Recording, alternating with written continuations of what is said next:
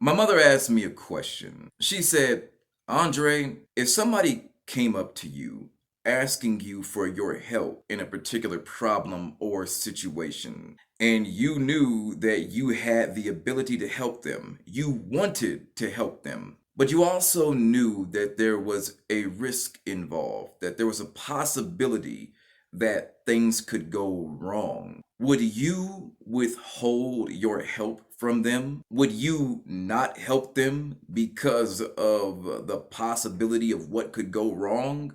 Or would you accept the risk and help them because you knew you had the ability to? Very good question, Mom. But this is how I answered that question. You see, here's the thing, Mom. If a person had not already come to a level of acceptance that their situation could fail with or without somebody's help, I wouldn't even try to help them anyway. If you have not accepted the possibility of failure for your situation, you will not receive my help. You will not receive my support. So, the very first thing that I do when somebody asks me for my help is I hold a conversation with them. I investigate. And if I get the vibe that you refuse to accept the possibility of failure of your situation, you will not receive my help. You will not receive my support. I will stay as far from your situation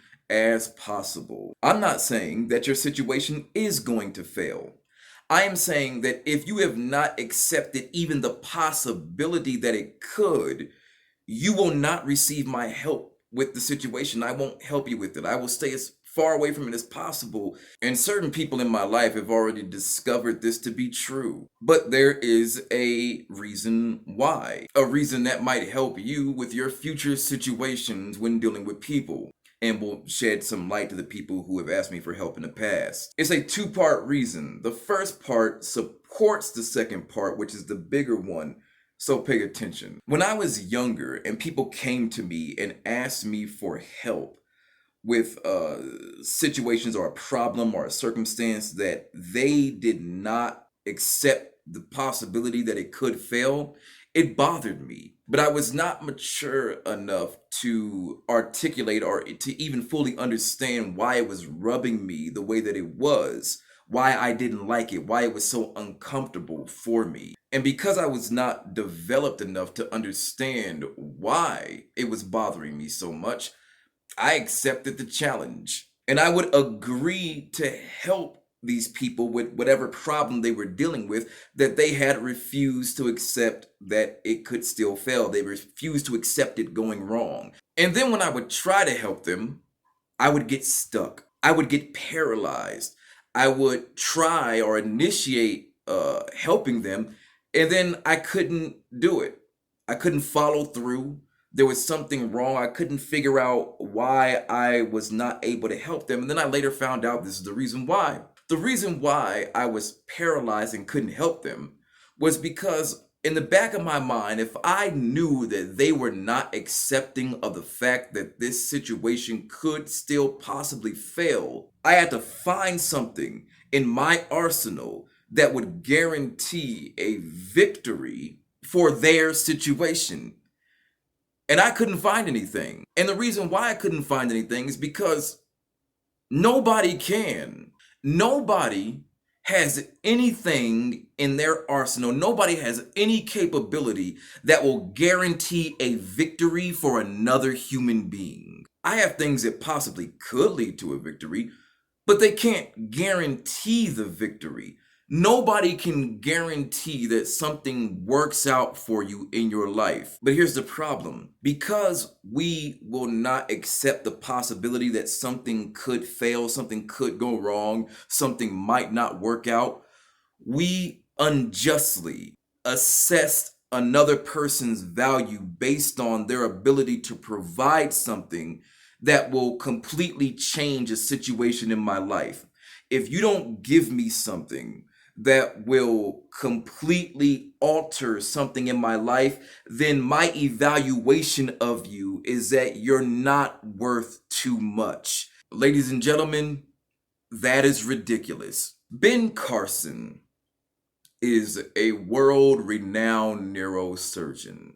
He is a neurosurgeon. And so it's clear that he's not slacking on his game. He's at the top notch. He's the alpha male. He's the high value male. He's whatever you want to throw at him. He's good in his profession. He is so skilled in his profession that when they got ready to see if two Siamese twins who were joined at the head could be separated, they called him, and he accepted the challenge.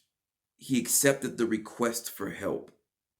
He prepared in whatever way he could to try to see if he could separate these two Siamese twins who were joined at the head, connected at the brain, and the surgery was a success. He successfully separated them. So his efforts were a success, but the situation was not. It did not end very well for the two twins. One of them would later die. The other one would not have the ability to speak or feed himself. Now, can we say because the situation didn't end very well, oh, Ben Carson, he was slacking. He wasn't worth anything. That guy, man, you should have found somebody better. No, the guy is a neurosurgeon, a world-renowned neurosurgeon. So we can't say he was slacking. Sometimes things fail because of the reality of what it is. It's not anything that somebody can provide help for. You see, when I go to help you, my help is an outside factor. Your problem is your reality. My help is a possibility. Your problem is your reality. So if you have not accepted your reality, what can I do for you that will prevent you from having to accept what is actually going on in your life? And that is number two. The second point is a lot of times we ask for help to keep us from having to admit the reality of what is actually going on. Our request for somebody to help is almost figured as if they come through for me, then I don't have to face this. I don't have to accept that particular dynamic of the situation if their help is successful. That's what does not allow us to accept the possibility that someone's help may not change the dynamics of the situation, because I don't want their help to not change everything, because then I have to accept what's happening. There have been a lot of people who I have tried to counsel in the past, who I've tried to mentor, who have come to me asking me for help with something that was a natural character trait of the situation they were involved in. Nothing is wrong. This is a natural occurrence of the situation you're dealing with. At times, it was a natural occurrence of the decision that you made. Guy calls me and says, hey man, I need you to pray for me and pray about my situation, because the woman who I am dealing with is acting immature and is causing problems in our relationship. The man was 32. The woman was 23. There's nothing wrong with your relationship. It's acting like itself. You don't need prayer for this. I'm not going to help you pray about something acting like itself. If her maturity was that big of a problem to you, why would you date somebody 10 years younger than you?